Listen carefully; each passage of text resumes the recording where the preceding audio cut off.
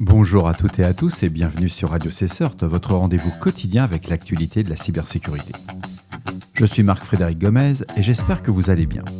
Nous sommes le dimanche 7 décembre 2025, épisode 509, et dans cet épisode spécial, je souhaite revenir sur l'Intercert France, son fonctionnement et la manière dont cette association s'est intégrée au paysage français de la réponse à incidents. Je souhaite tout d'abord vous préciser que je m'exprime ici en tant que professionnel de la cybersécurité et responsable de CERT, et les propos que je partage reflètent uniquement mon expérience et ma compréhension du fonctionnement des communautés CERT et CSERT, acquises au fil des années au sein des réseaux internationaux comme le FIRST, au niveau européen comme la TFC CERT et nationaux comme l'Intercert France. Il ne s'agit pas d'une prise de position institutionnelle et cela n'engage pas mon employeur. Il ne s'agit pas non plus d'une démarche commerciale. C'est simplement l'envie d'apporter un éclairage fondé sur la pratique du terrain, sur l'observation des dynamiques de coopération et sur la réalité du travail des équipes chargées de la réponse à incidents au quotidien. L'objectif de cette introduction est de replacer l'Intercert France dans son contexte. C'est une association qui fédère, accompagne et structure et soutient l'ensemble des CERT en France. En tant que praticien, j'en propose ici une lecture factuelle avec le regard de quelqu'un qui évolue quotidiennement dans ces environnements de coordination et de partage d'informations. Mais commençons par une introduction sur le contexte et la nécessité de la coordination. Les cyberattaques se multiplient et deviennent chaque jour plus sophistiquées. Face à ces menaces, les CERT, donc ce sont les équipes de réponse à incidents, alors en anglais c'est Computer Emergency Response Team, moi je dirais ce sont des équipes de réponse aux urgences informatiques, qui vont jouer un rôle crucial de pompiers de la cyber. En France, de nombreuses organisations, qu'elles soient des entreprises, des administrations ou des opérateurs d'importance vitale, les fameux OIV, ont créé leur propre CERT pour détecter les intrusions, répondre aux incidents de sécurité et surtout renforcer en continu la protection de leur système d'information. Cependant, aucun CERT ne peut travailler en vase clos. La rapidité de réaction et l'efficacité de la réponse dépend largement du partage d'informations et de la collaboration entre acteurs. Et c'est dans ce contexte qu'est née l'association Intercert France avec un objectif de fédérer les CERT français et de coordonner leurs efforts. Elle a été créée en 2021 sous la forme d'une association professionnelle et l'Intercert France rassemble aujourd'hui la première communauté de CERT au niveau national. Son but est clair. Favoriser la collaboration, la confiance et l'échange d'informations entre toutes les équipes chargées de la détection et de la réponse aux incidents de cybersécurité, qu'il s'agisse de CERT d'entreprises privées, d'institutions publiques ou de ces CERT sectorielles ou d'entreprises sensibles. Et à peine en quelques années, l'association a connu une croissance remarquable. Elle fédère désormais plus de 100 équipes CERT réparties sur tout le territoire, soit plus de 1000 professionnels de la cybersécurité qui échangent régulièrement entre eux des informations sensibles, des retours d'expérience et des bonnes pratiques. Alors quand on parle d'informations sensibles, il n'y a pas de code de missile nucléaire. On parle d'informations sur des IOC, des indicateurs de compromission, des TTPs, comme en font les groupes d'attaquants, ce genre de choses. Mais il n'y a rien de sensible au niveau géopolitique ou militaire. Cette mise en réseau, sans précédent des experts français de la réponse à incidents, vise à renforcer la sécurité informatique nationale en brisant les silos sectoriels et en permettant une entraide opérationnelle permanente. Quand on regarde la genèse et le rôle de l'Intercert France, on trouve son origine dans un collectif informel de responsables de CERT qui, face à l'essor des cybermenaces, ont ressenti le besoin d'une voie commune et d'une meilleure coordination. En 2021, la croissance rapide de cette communauté a conduit à la structurer sous forme associative avant d'en pérenniser et d'amplifier son impact. L'association est régie par une loi de 1901 et a établi une gouvernance transparente et participative, assurant que chaque membre puisse contribuer aux orientations stratégiques. Alors l'Intercert France existait auparavant, avant que ce soit une association. On va refaire un peu d'archéologie. Et il faut savoir que à l'origine, c'était des CERT majeurs, mais surtout c'était fait via le CERTA, qui est l'ancêtre du CERT-FR et de l'ANSSI. Mais ça, c'est une autre histoire. Il y avait des tours de table qui se faisaient par téléphone et on expliquait les menaces qu'on avait dans les entreprises. Alors c'était très sympa quand vous étiez 5, 10, 15, 20, mais à partir de 20 équipes, si vous avez 2 minutes, déjà vous êtes à 40 minutes juste pour expliquer la situation. Et à un moment, on est passé à l'échelle, on est passé à 30 équipes. Et là, c'était impossible de refaire ces réunions. Et voilà, c'est comme ça qu'est né l'Intercert France. Mais on va revenir à son rôle. Et l'avantage d'avoir créé cette association, c'est qu'on a pu articuler des missions clés qui ont été fixées dès la création. D'abord, il s'agissait d'incarner une voix collective des CERT français en représentant leurs intérêts et en promouvant le modèle CERT-CISORT auprès des instances nationales. L'association vise également à accompagner le développement de nouveaux CERT en aidant des équipes émergentes à monter en compétences et en maturité. Ensuite, l'Intercert France doit développer des échanges opérationnels, c'est-à-dire faciliter et encourager le partage d'informations techniques, d'indicateurs de compromission et de bonnes pratiques entre membres, et animer une communauté de confiance, où les experts se connaissent et coopèrent en toute confidentialité. In fine, en remplissant ces missions, l'association contribue à élever le niveau général de cybersécurité en France, et chaque CERT pouvait s'appuyer sur l'intelligence collective pour mieux prévenir et contrer les attaques. Il est vraiment important de souligner que l'Intercert France regroupe des acteurs très diversifiés. Parmi ses membres figurent aussi bien des grandes entreprises du secteur privé, que ce soit des banques, des industriels, des fournisseurs d'énergie, que des organismes publics, des ministères, des hôpitaux, des collectivités territoriales ou des OIV. Cette diversité fait la force de l'association. Les menaces cyber étant transverses, les échanges au sein de l'Intercert France permettent de croiser le point de vue sectoriel, de détecter des tendances globales et d'assurer une veille mutualisée sur l'ensemble du spectre des risques numériques. Ainsi, quand l'Intercert France s'impose progressivement comme un pilier stratégique de la cybersécurité nationale, reconnu par les autorités, l'Agence nationale de la sécurité des systèmes d'information, l'ANSSI, soutient d'ailleurs l'intégration des nouveaux CERT régionaux au sein du réseau Intercert France afin de créer un maillage de coopération couvrant l'ensemble du territoire. En d'autres termes, l'Intercert France est aujourd'hui la porte d'entrée d'une collaboration nationale entre toutes les équipes de réponse à incidents, avec un rôle fédérateur et une légitimité qui ne cesse de croître. Et au cœur de ces activités d'Intercert France se trouve le partage d'informations. La réactivité face à une cyberattaque dépend souvent de la rapidité avec laquelle une menace est signalée, documentée par un des membres, pour en alerter tous les autres. Consciente de cet enjeu, l'association s'attache à rendre systématiquement l'échange de données techniques, d'alerte et de retour d'expérience entre ses adhérents. Dans la pratique, cela se traduit par des communications quotidiennes au sein d'espaces d'échange sécurisés.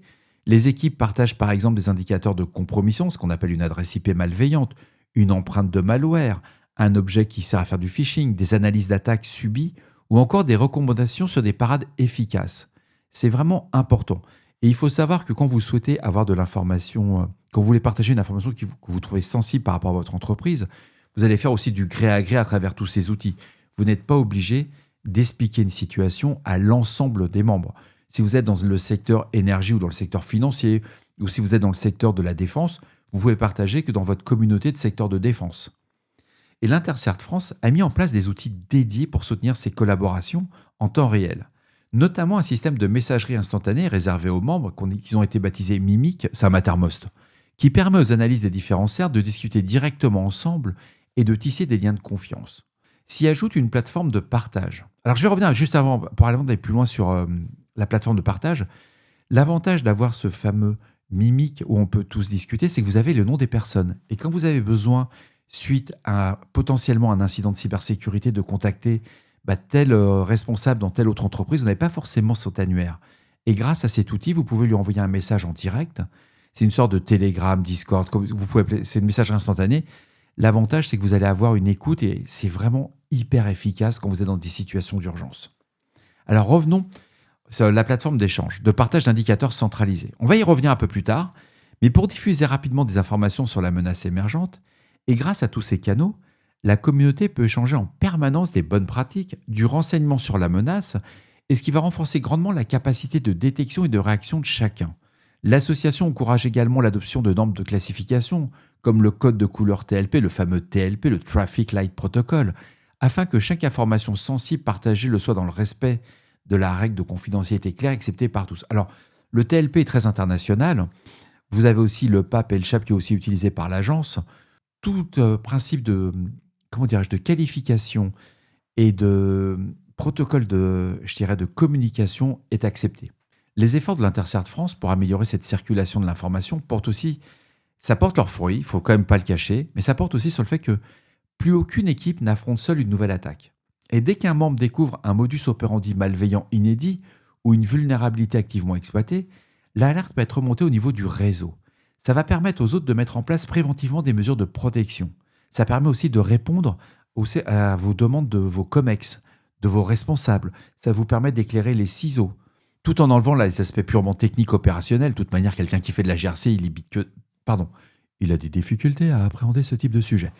Et donc, cette solidarité opérationnelle a été maintes fois illustrée, par exemple, dans des campagnes massives de ransomware ou des vagues de phishing sophistiquées, où la vigilance collective a permis de bloquer des menaces avant qu'elles ne fassent tache d'huile. Et en résumé, l'Intercert France s'emploie à institutionnaliser le réflexe de partage d'informations entre CERT, convaincu que l'union fait la force en cybersécurité. C'est un fait, les Jeux Olympiques l'ont démontré. Grâce au fait que l'Intercert France et l'agence ont publié de façon régulière tous les incidents potentiels ou qui étaient en train d'arriver, ça a permis à tout le monde d'avoir le bon niveau d'information. C'est vraiment une plus-value. Alors, parlons maintenant des initiatives de l'association en tant que telle. Parce qu'au-delà du partage d'informations, et pour structurer la montée en puissance des nouvelles équipes, c'est pas parce qu'on est un CERT qu'on est compétent, hein. Il y a un peu de boulot quand même avant. Et l'Intercert France a lancé en 2024 une initiative phare, un incubateur de CERT. C'est inédit en France. C'est un programme de formation et de mentorat qui vise à accélérer le développement des CERT émergents en les faisant profiter de l'expertise collective des membres de l'association.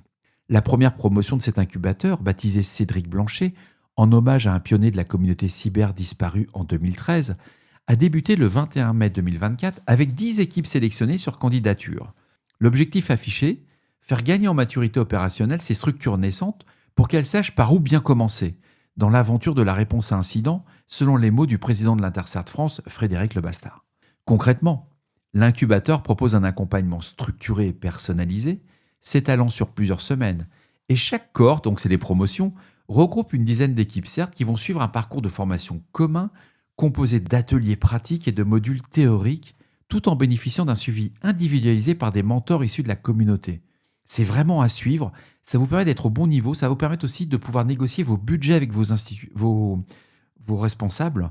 C'est vraiment pas mal, quoi. Et le programme va couvrir un large éventail de sujets qui sont jugés indispensables pour opérer un CERT efficace. Bien entendu, il y a la gestion de crise et la communication de crise, les procédures de réponse à incidents, les analyses de la menace et la production d'indicateurs de compromission, par exemple. Au total, c'est plus de 40 modules spécialisés qui sont dispensés dans un cursus actuel. Chacun élaboré par des experts membres de l'Intercert France est transmis sous forme d'études de cas, de retours d'expériences concrets, de bonnes pratiques éprouvées.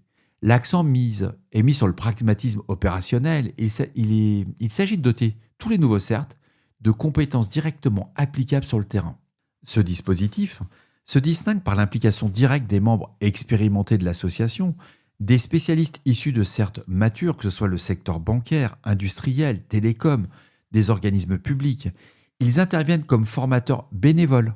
Oui, des formateurs. Vous voyez, c'est des métiers passion. On fait pas ça pour l'argent. On doit quand même remplir le frigo et payer le loyer, mais c'est surtout le côté pour faire monter en maturité les équipes. C'est tellement facile de critiquer quelqu'un qui fait quelque chose de mal, alors que prendre du temps et lui expliquer comment on va faire quelque chose de bien. Et là, vous avez le bon niveau. Vous avez des gens qui ont plus de 20 ans de réponse à incident qui viennent vous former. Je pense à mon ami Olivier Calef. Alors, quand on partage sans réserve le savoir-faire et les astuces accumulées au fil des incidents traités, ce transfert de connaissances de pair à pair dans un esprit de communauté est l'une des grandes richesses de l'incubateur. Pour les équipes participantes, cette opportunité non seulement est de monter en compétences, mais aussi de s'intégrer au réseau en tissant des liens vers leurs pairs et leurs mentors. À l'issue du programme, chaque promotion se voit soumise à une évaluation des acquis et les équipes qui valident reçoivent alors un certificat officiel de l'incubateur délivré sous le patronage de l'ANSSI. C'est un gage de reconnaissance de leur niveau de maturité atteint.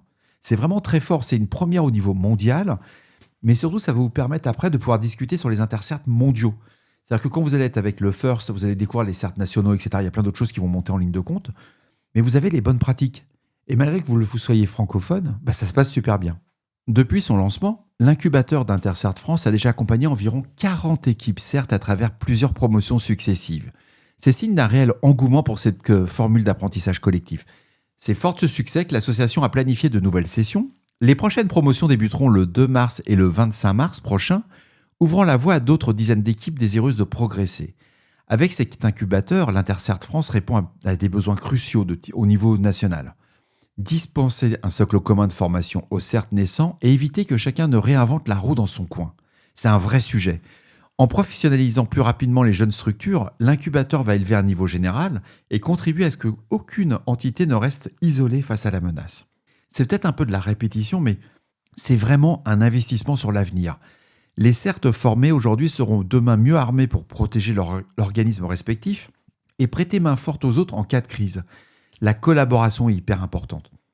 L'accompagnement très personnalisé assuré par l'équipe de l'association disponible pour conseiller chaque CERT incubé sur ses défis spécifiques est particulièrement apprécié et efficace et il démontre l'engagement d'Intercert France à faire grandir cette communauté par le mentorat et le partage d'expériences dans un esprit de solidarité inter-équipe.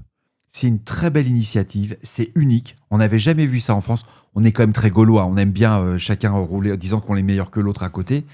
Et c'est vrai que quand j'ai sponsorisé des équipes de réponse à incidents dans le secteur par exemple de la défense, c'était très dur pour eux de se rendre compte qu'ils allaient devoir partager de l'information, ce qui est contre nature, hein. Le secteur de la défense ne partage pas d'informations. Et il a fallu monter en maturité pour expliquer que les informations qu'on allait partager correspondaient non pas à des informations militaires, à des informations de brevets, etc. C'était plutôt des incidents qui vont arriver sur des systèmes bureautiques. On parle de malware, de groupes d'attaquants, de types d'espionnage, etc. Et c'était de s'en mettre et d'avoir une confidentialité. Mais en parallèle de tout ça, je voudrais vous parler aussi de la formation des personnes. Parce que l'Intercert France a misé sur une capitalisation des connaissances sous forme d'outils très pratiques. Ce n'est pas des outils techniques seulement. Et l'une de ses réalisations emblématiques est la publication de fiches réflexes. Ces guides opérationnels, conçus pour aider à la gestion immédiate d'incidents cybercourants, confronté à un incident, tout opérateur a besoin de réagir vite et bien. Les fiches réflexes vont fournir justement des procédures claires, concises, éprouvées, pour ne pas perdre de temps dans le feu de l'action, et surtout faire la voiture balai. Ces fiches ont la particularité d'avoir été élaborées collectivement par des experts des CERT membres de l'Intercert France, en synthétisant leur expérience de terrain respective. Personnellement, j'ai participé à la fiche réflexe des équipements de bordure et j'ai des membres de mon équipe qui travaillent sur par exemple la compromission des fournisseurs. Ça marche vraiment bien, c'est quelque chose où on apporte de l'expérience. Et plutôt que de garder chacun dans des procédures internes qui sont de bon niveau dans certains cas, mais en partageant ce type de fiches réflexes, les équipes ont permis une mutualisation de leur savoir-faire pour produire des référentiels communs des meilleures pratiques. Et chaque fiche traite d'un scénario d'incident précis. Il va se décomposer généralement en 2 volets. Il y a ce qu'on appelle la partie qualifiée, qui guide l'analyse pour évaluer rapidement la gravité de l'incident. On va étendre la compromission, l'impact métier, ou une partie endiguement, qui liste les mesures techniques et organisationnelles à prendre immédiatement pour contenir l'attaque et éviter qu'elle ne s'aggrave. Alors dans les exemples de fiches réflexes dédiées à la compromission d'un compte de messagerie, voilà, on est sur un truc basique. Vous avez un compte de messagerie qui vient de se faire compromettre, qu'est-ce que vous devez faire ? Eh bien, on va expliquer comment identifier le compte mail qui a été piraté, comment verrouiller l'accès, réinitialiser les mots de passe, surveiller les connexions suspectes, et de même la fiche sur un rançongiciel avec chiffrement en cours détaille les actions d'urgence pour isoler les machines infectées du réseau, sauvegarder les données encore accessibles et préparer une éventuelle analyse forensique. Toutes ces fiches réflexes couvrent ainsi de multiples types d'incidents. Attaque par ransomware, compromission de poste utilisateur ou de serveur, défiguration d'un site web, déni de service, compromission d'un tiers. Et pour chaque cas, la fiche va fournir une checklist hyper pragmatique, à dérouler pas à pas dans les premières heures de l'incident, afin de ne rien oublier d'essentiel sous la pression. Ces ressources sont mises gratuitement à disposition. Vous entendez ? Ces ressources sont mises gratuitement à disposition de l'ensemble des acteurs confrontés à des cyberattaques, qu'ils soient ou non membres de l'association. En effet, l'Intercert France considère qu'améliorer la réaction à chaud face aux incidents est dans l'intérêt collectif. Plus les victimes appliqueront vite les bons réflexes, plus l'impact global des attaques pourra être limité. Les fiches sont régulièrement mises à jour pour intégrer les dernières leçons tirées des incidents récents et elles sont devenues en quelque sorte un manuel commun de premier secours. C'est vraiment le manuel du premier secours cyber de la communauté, mais pas que. Consulté par les spécialistes techniques en salle de crise que par les responsables sécurité souhaitant sensibiliser leurs équipes. Le fait qu'elles soient conçues par des professionnels de terrain et validées par la communauté leur confère une réelle crédibilité et une efficacité reconnue. Ce sont des références fiables sur lesquelles s'alignent progressivement de nombreuses organisations pour bâtir leurs propres procédures internes. Ainsi, via les fiches réflexes, l'Intercert France a diffusé de la connaissance opérationnelle là où elle est la plus utile sur le front de la réponse immédiate aux attaques. Alors vous l'aurez bien compris, si les missions de l'Intercert France portent avant tout sur les techniques et les processus, l'association n'oublie pas pour autant l'humain. Élément central de la cybersécurité, travailler dans un CERT est une activité exigeante, nerveusement, horaire étendu en cas de crise, exposition à des contenus choquants, comme des images illégales lors des analyses forensiques, pression constante pour établir des systèmes critiques. Consciente de ces risques psychosociaux, ce qu'on appelle les RPS, particulièrement pesant sur les professionnels de la cyber, l'Intercert France a entrepris d'ouvrir le débat sur la santé mentale des équipes de réponse à incidents. En 2025, l'association a publié la première étude française consacrée au RPS dans les CERT. C'est issu d'une enquête menée auprès de 230 répondants de la communauté. Les résultats de cette étude sont édifiants et confirment que derrière les machines à protéger, il y a des femmes et des hommes soumis à rude épreuve. 86% des professionnels interrogés déclarent être régulièrement exposés à des contenus éprouvant psychologiquement dans le cadre de leur travail, que ce soit des documents illicites, violents ou sensibles, ce qui peut à terme impacter leur bien-être. Près des 2/3 d'entre eux sont également sollicités en dehors des horaires de bureau, la nuit, le week-end, et un signe de débordement professionnel fréquent dans ce métier passion, où l'attaque peut survenir à toute heure. En période de crise majeure, un répondant sur deux fait état de sursollicitation, c'est-à-dire la nécessité de gérer plusieurs problèmes critiques de front sous une forte pression temporelle. Une telle intensité laisse des traces. 50% des personnes ayant répondu ont vu au moins un de leurs collègues devoir prendre un arrêt de travail pour burn-out ou fatigue extrême, et la moitié ont également été témoins de débordements émotionnels au sein des équipes face au stress. Plus alarmant encore, environ un tiers des professionnels rapportent que des comportements inappropriés sur le lieu de travail, tensions, conflits exacerbés, et un quart disent même avoir observé comme ça des situations de violence physique liées à la pression de l'incident. Malgré ces constats, l'étude souligne que la prise en compte de ces risques reste insuffisante dans de nombreuses organisations. Certes, 80% des répondants estiment que leur employeur affiche une sensibilité aux risques psychosociaux dans le discours, mais 62% jugent que les mesures en place sont inadaptées ou insuffisantes. Face à ce bilan, l'Intercert France insiste sur l'importance d'ouvrir le dialogue autour de la santé mentale dans le milieu cyber, d'autant plus que dans les environnements souvent majoritairement masculins où l'expression de la vulnérabilité demeure taboue. En publiant cette étude inédite, l'association a voulu briser le silence et encourager les structures à agir. Reconnaître ce problème est un premier pas, mais il faut surtout mettre en place des mécanismes de soutien concrets, des cellules d'écoute psychologique, des rotations des astreintes. Alors ça, c'est facile quand vous êtes dans un grand compte. Quand vous êtes dans des petites structures, vous n'êtes pas nombreux, c'est beaucoup plus compliqué. Formation des managers à détecter les signes de burn-out. Mais surtout, on n'arrive jamais à la violence physique. C'est là, comment dirais-je, vous êtes en perdition.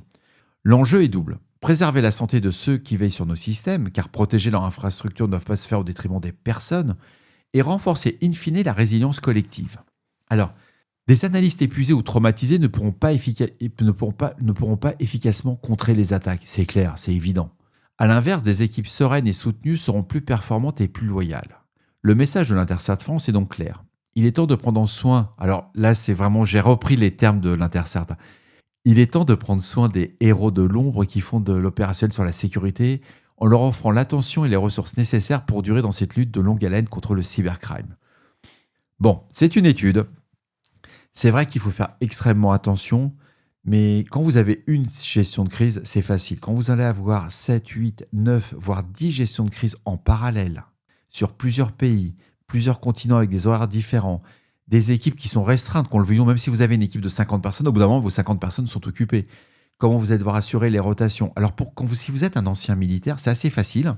Vous êtes dans ce qu'on appelle, ou si vous êtes, alors le mieux, c'est les marins, vous êtes dans la rotation. Votre bâtiment, il doit fonctionner 24 heures sur 24, 7 jours sur 7. Et quand il y a les moments de conflit, là, vous avez tout l'équipage qui est mobilisé, mais vous allez devoir faire des rotations. Bah oui, il faut pouvoir se tenir. C'est exactement la même chose.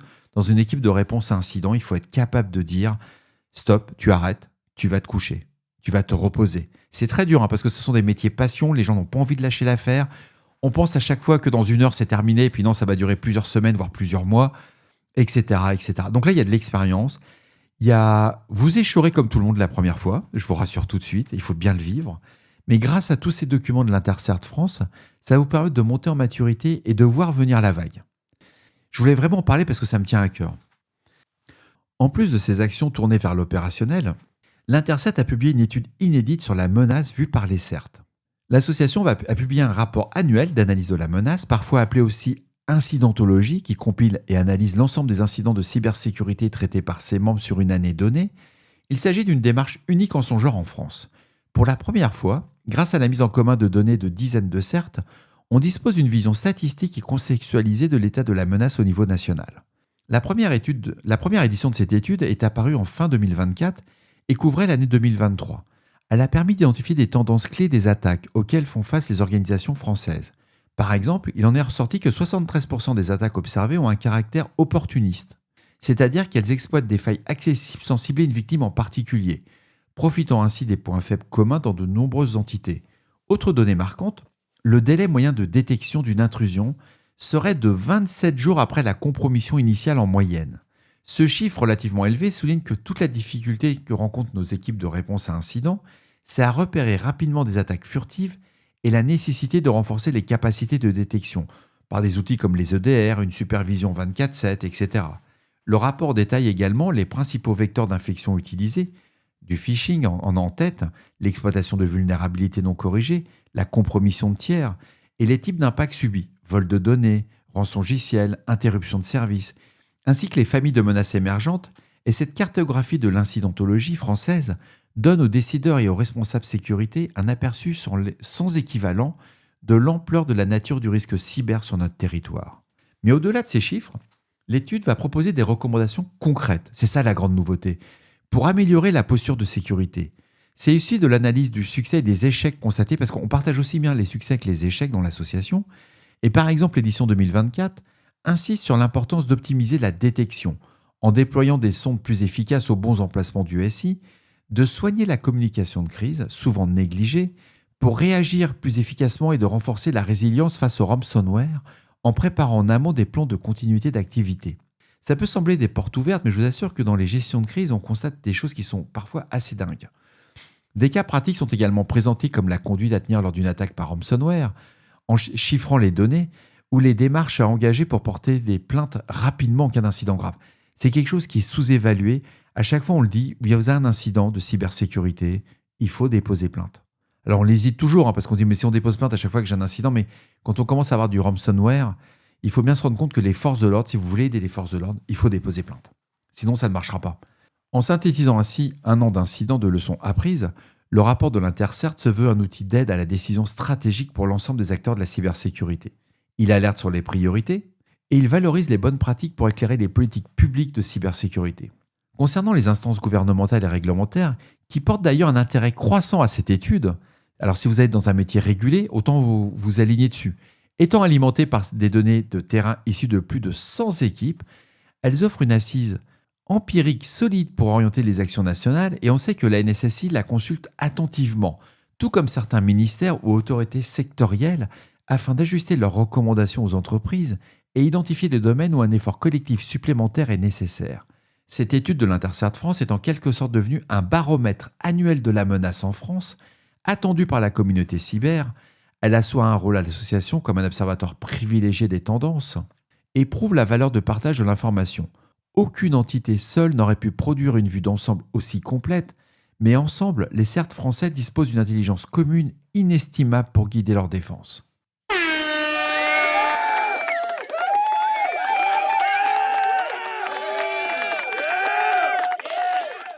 Alors, pour favoriser concrètement le partage technique entre les membres, l'Intercert France a mis à disposition une plateforme mutualisée de Threat Intelligence basée sur l'outil open source MISP.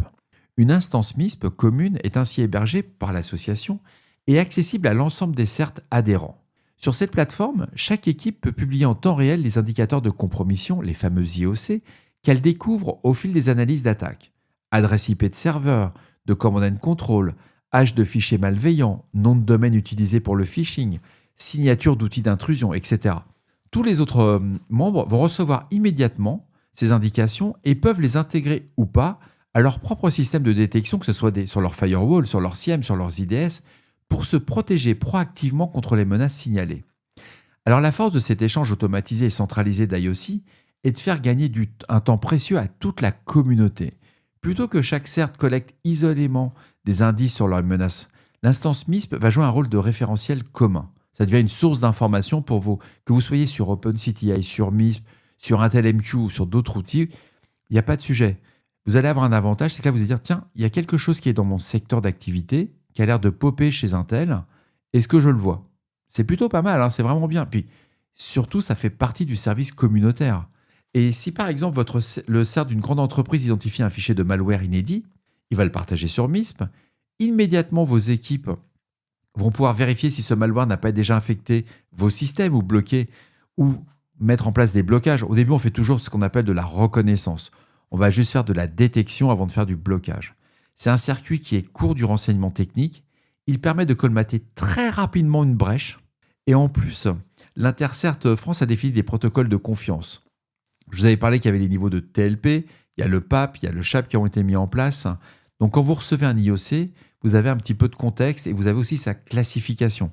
Vous savez si c'est un TLP, par exemple si c'est du TLP clear, bah vous pouvez le diffuser n'importe où. TLP green, c'est voilà, du TLP en beurre, etc. Vous allez devoir restreindre les diffusions. C'est vraiment encore un point positif de l'Intercert France qui va jouer un rôle de facilitateur. Il va offrir une infrastructure et un cadre éthique pour que la somme des renseignements issus des CERT français soit supérieure à leur partie prise individuellement. Puis il n'y a pas de revente. Là, il n'y a pas de business. On n'est pas dans un truc commercial. Donc, ce qu'on a pu constater, c'est qu'au-delà des partages d'indicateurs, l'association a également investi le champ de l'analyse technique approfondie des menaces. Alors au début, je vous cache pas, j'étais sceptique, et puis c'est plutôt pas mal. L'association a ainsi développé en interne un laboratoire mutualisé d'analyse de malware. C'est pas qu'une sandbox. C'est vraiment mis à disposition de ses membres, les plus techniques. C'est un laboratoire et un environnement isolé et sécurisé pour lequel les échantillons de code malveillant récoltés par les différents CERT peuvent être étudiés collectivement. Concrètement, lorsqu'un CERT membre obtient un malware nouveau ou sophistiqué, par exemple une charge utile inconnue détectée lors d'un incident, il a la possibilité de le soumettre à ce laboratoire. Des analystes de plusieurs organisations pourront alors collaborer pour disséquer ce qu'on appelle le reverse malware. Pour disséquer le comportement du malware, on va déchiffrer ses communications, identifier ses fonctions, est-ce que c'est du vol de données, du chiffrement, de la persistance. On va remonter jusqu'à ses éventuels auteurs ou infrastructures de command and control.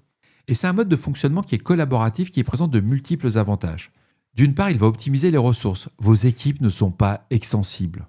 Tous les CERT, n'ayant pas forcément en interne des outillages de sandboxing avancés ou des reverse engineers chevronnés, le laboratoire commun permet de mobiliser les meilleurs experts de la communauté sur les échantillons les plus complexes. D'autre part, il va assurer une diffusion rapide des résultats de l'analyse. Parce qu'une fois que le malware est compris, des rapports techniques, des signatures de détection, les fameux IOC, et des recommandations d'éradication sont partagées à l'ensemble des membres, qui peuvent aussitôt en bénéficier pour protéger leur système. C'est vraiment un cercle vertueux d'intelligence collective. Plus les membres contribuent à partager des échantillons ou à participer aux analyses, plus la base de connaissances communes sur les menaces s'enrichit. Et le laboratoire de malware de l'Intercert France va incarner ainsi cette philosophie de l'association en matière d'indépendance technologique et de souveraineté. Vous voyez là, le terme souveraineté, il a un sens. Il s'appuie principalement sur des outils open source et un savoir-faire local, évitant de dépendre de boîtes noires fournies par des éditeurs tiers. Parce qu'aujourd'hui, la menace, elle est aussi bien à l'est qu'à l'ouest, on l'a tous compris. Il va favoriser aussi l'innovation interne. Certains membres ont pu développer des scripts ou des méthodes d'analyse originales dans ce cadre pour en faire profiter les autres. À terme, on peut imaginer que ce laboratoire devienne un véritable pôle d'expertise nationale sur les menaces en lien avec les travaux académiques ou les initiatives de threat hunting de la NSSI. Pour l'instant, il est déjà un atout précieux pour la communauté et face à ces campagnes de malware ciblées ou à l'apparition de nouvelles souches virales, les membres savent qu'ils peuvent unir leurs forces pour trouver rapidement des parades techniques et mieux comprendre l'ennemi. C'est juste une dinguerie à mon sens.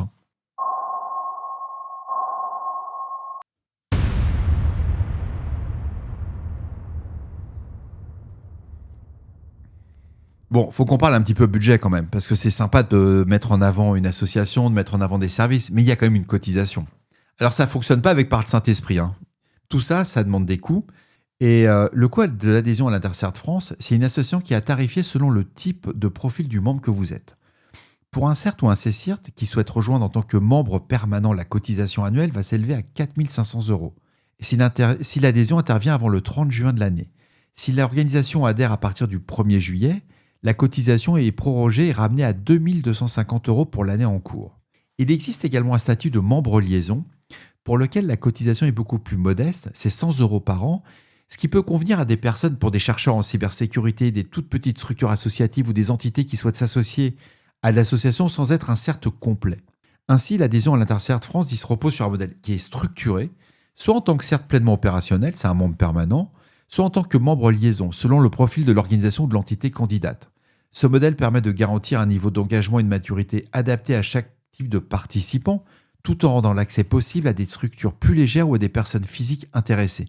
Bien entendu, si vous venez pour collecter de l'information, faire du buzz, publier sur LinkedIn tout ce que vous avez voyez sur les intercertes, c'est mort, hein. Il y a quand même un comité, vous avez une charte d'éthique à respecter. C'est pas un endroit où on va. De plus en plus, je vois des ciseaux intervenir au sein de s'inscrire au niveau de l'Intercert France. Ils profitent que leur entreprise en soit présente, donc ils veulent être nommés. Et ces gens-là n'ont strictement rien à faire. Mais ça sera un autre débat, je reviendrai dessus.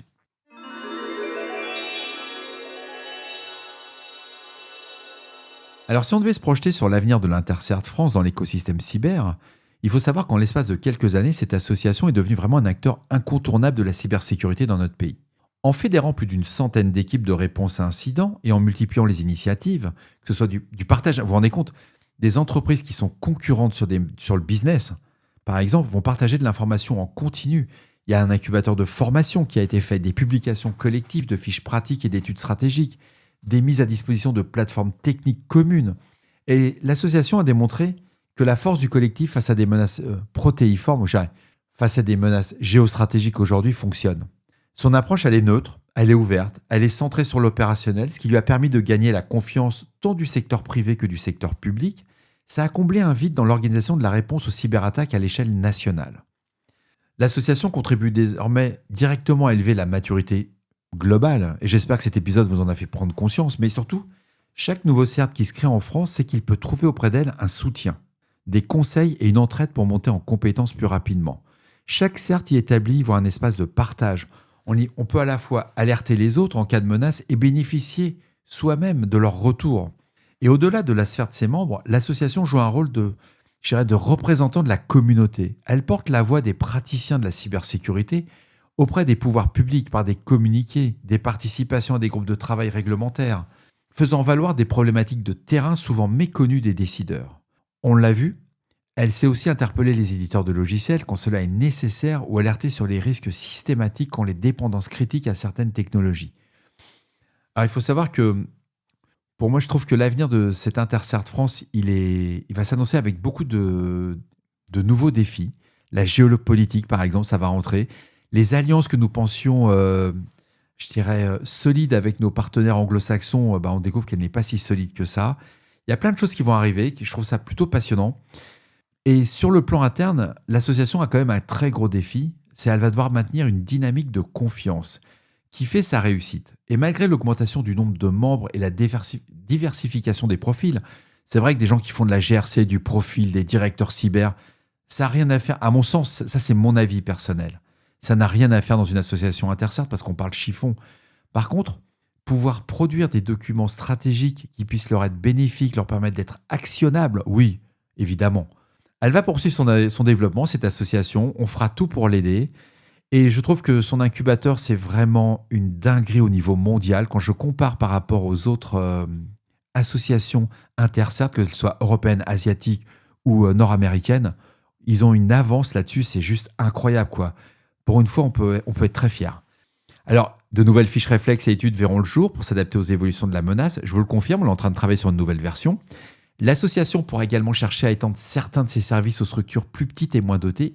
Il ne faut pas oublier que les PME, les TPE sont quand même le cœur de l'économie de notre pays et on a besoin de les aider. Il faut vraiment, l'association est en train de faire en sorte qu'on va laisser personne sur le bord de la route au niveau numérique en matière de sécurité.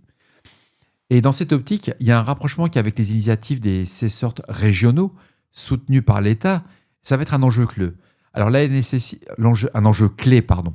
La NSSI ayant vocation pour intégrer ces centres régionaux au réseau Intercert France, l'association pourra demain coordonner un maillage encore plus fin au plus proche du terrain.